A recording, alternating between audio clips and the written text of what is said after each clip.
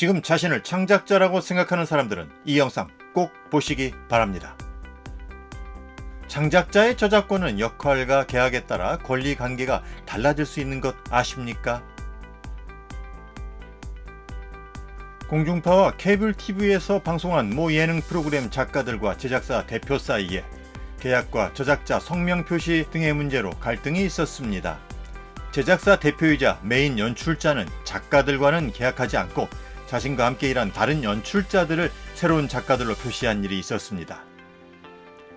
또 제작사 대표 가족이 이 프로그램의 정식 작가가 아닌데도 자막 작가로 이름을 올리기도 했습니다.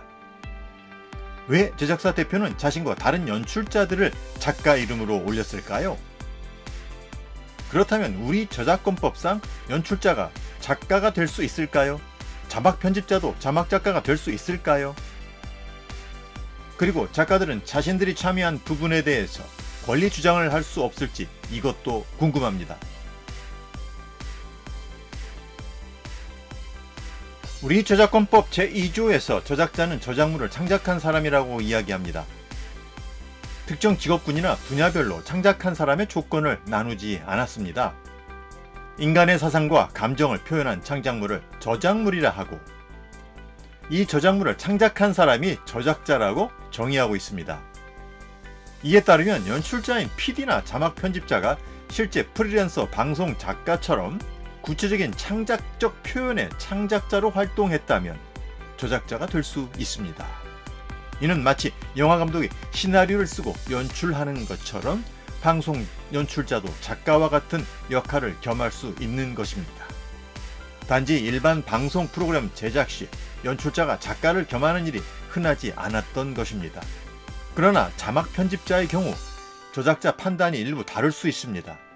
방송 출연자들이 한 말을 그대로 적거나 단순 축약한 것인지 아니면 자막 편집자가 스스로 독창적인 문장으로 표현했는가에 따라 저작자 판단이 달라질 수 있습니다. 실제 방송 현장에서는 자막 작업을 기존 작가들과 연출자들이 합니다. 별도의 자막 작가라고 부르지도 않고 그런 역할도 거의 없었다고 합니다. 여기서 한 가지 더 짚어볼 부분이 있습니다. 만약 작가나 연출자가 제작사의 직원이라면 어떻게 될까요? 이런 인력 구성으로 만든 방송물은 저작권법상 업무상 저작물이 됩니다.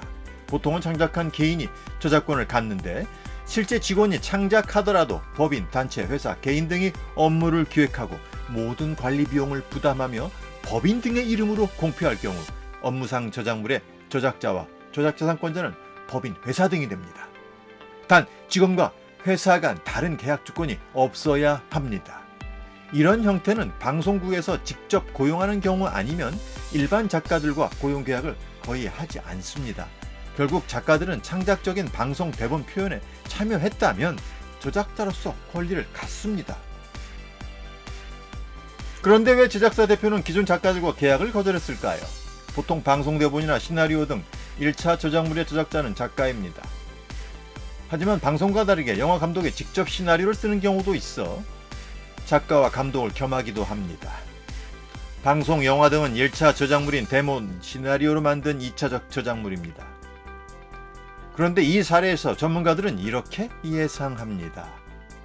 제작사 대표는 이 방송 프로그램이 기존 작가들 대본이 아닌 자신과 다른 연출자들 대본 및 구성안을 바탕으로 만든 방송이라고 판단한 것 같습니다.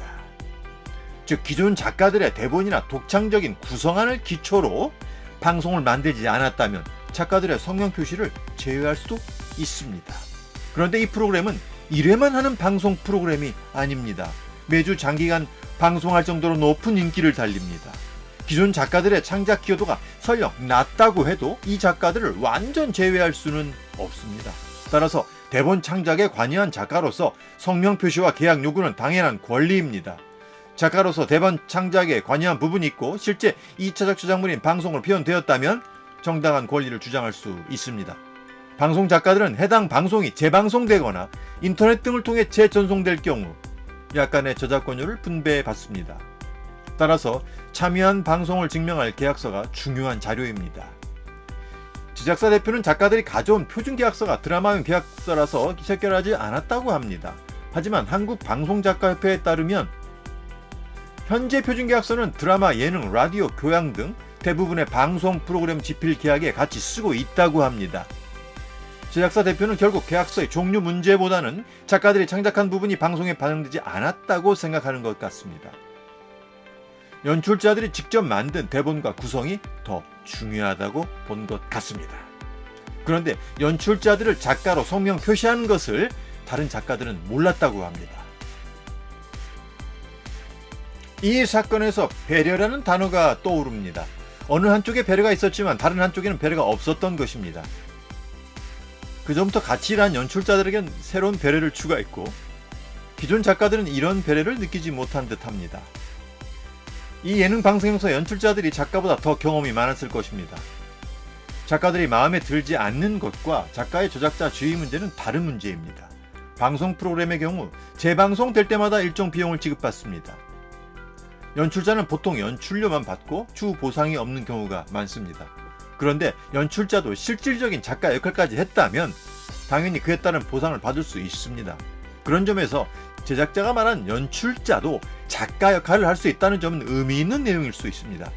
아쉬운 점은 서로 동의하지 않았고 일방적이었다는 점입니다. 더군다나 기존 작가들을 위한 계약 등 업무 처리가 부족했습니다. 사실 연출자가 기존 작가와 약속대로 계약 진행하고 작가 역할한 연출자들을 추가 작가로 성명 표시해도 문제 없는데 말입니다. 기존 작가들에 대한 계약만 했어도 반발이 적었을 것입니다. 오히려 실질적 창작자인 작가 역할을 연출자도 할 수 있다는 의제에서 벗어나 버렸습니다. 연출자 쪽과 작가들은 창작을 위해 각자 최선을 다했지만 입장이 달라졌습니다. 결국 작가들은 다 제작 현장에서 떠났다고 합니다. 좀 더 우월적 지위에 있는 사람들의 배려가 매우 아쉽습니다. 지금 이 순간 유튜브, 틱톡, 인스타그램, 네이버 등에서 많은 창작자들이 활동하고 있습니다. 우리나라의 교육과 인식은 특정 직업을 갖기 위한 과정에만 집중하는 것 같습니다. 그 이후로 현실 문제를 해결할 교육이나 가이드라인은 부족합니다. 지금 성공한 창작자든 시작하는 창작자든 각자의 콘텐츠 현장, 특히 계약해야 할 상황에서 자신의 정당한 권리를 이해하고 확보하기 바랍니다. 모두 힘내시기 바랍니다. 고맙습니다.